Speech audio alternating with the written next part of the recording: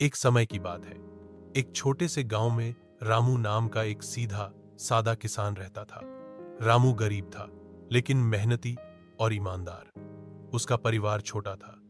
उसकी पत्नी गीता और एक छोटा बेटा गोपाल। उसकी आमदनी खेती से होती थी, लेकिन उसका सबसे बड़ा सहायक उसका पुराना गधा था, जिसका नाम था भोलू।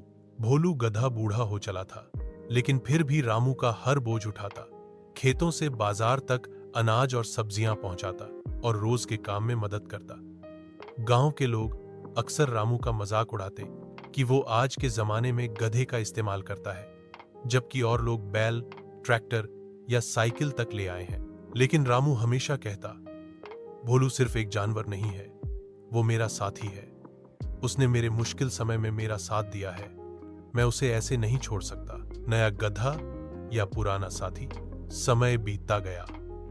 एक दिन गांव में एक व्यापारी आया जो नए और तगड़े गधे बेच रहा था।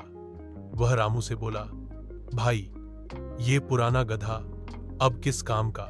इसे बेच दो या छोड़ दो। मेरी दुकान से नया गधा खरीद लो, तेज, ताकतवर और जवान। रामू थोड़ा सोच में पड़ गया। भोलू अब धीरे चलता था, काम भी धीरे करता था और बीमार भी रहने लगा था। रामू ने घर जाकर पत्नी से बात की। गीता बोली, हमें अब समय के साथ चलना होगा। भोलू अब काम का नहीं रहा। अगर नया गधा लेंगे तो काम भी तेजी से होगा। रामू को बात समझ में तो आई, लेकिन उसका दिल मान नहीं रहा था। उसने सोचा कि वह भोलू को जंगल में छोड़ आएगा, जहां वो आजादी से रह सकेगा।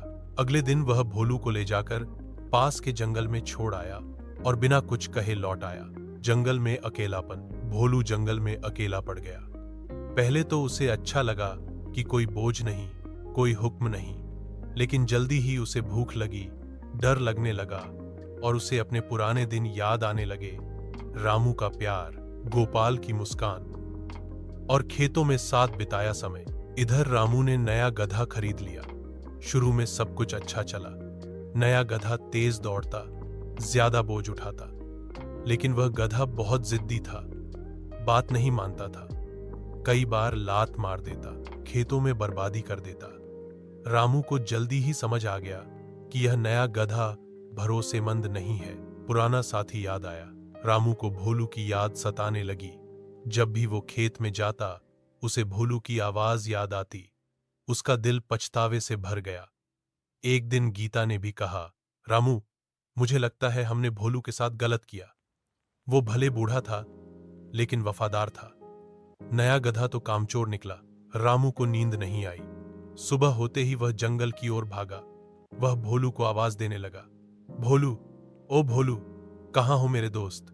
भोलू पास की एक झाड़ी में बैठा था। जैसे ही उसने रामू की आवाज सुनी, उसकी आंखें भर आईं और वह दौड़कर रामू के पास आ गया। रामू ने उसे गले से लगा लिया और कहा, माफ कर दो दोस्त, मुझे तुम्हारी कदर अब समझ में आई। लौट आया प्यार। रामू भोलू को वापस घर ले आया। इस बार गांव वालों ने कुछ नहीं कहा। वे भी समझ गए थे कि भावनाओं की कीमत मशीनों से बड़ी होती है। रामू ने नया गधा बेच दिया और भोलू की सेवा करने लगा। भोलू भी जैसे फिर से जी उठा था। उसने जितनी ताकत उसमें बची थी, उतनी लगाकर रामू की मदद की। रामू ने उसे भारी कामों से दूर रखा और ज्यादा प्यार दिया। रामू अब गांव में सबको एक ही बात कहता, हर पुरानी चीज बेकार नहीं होती।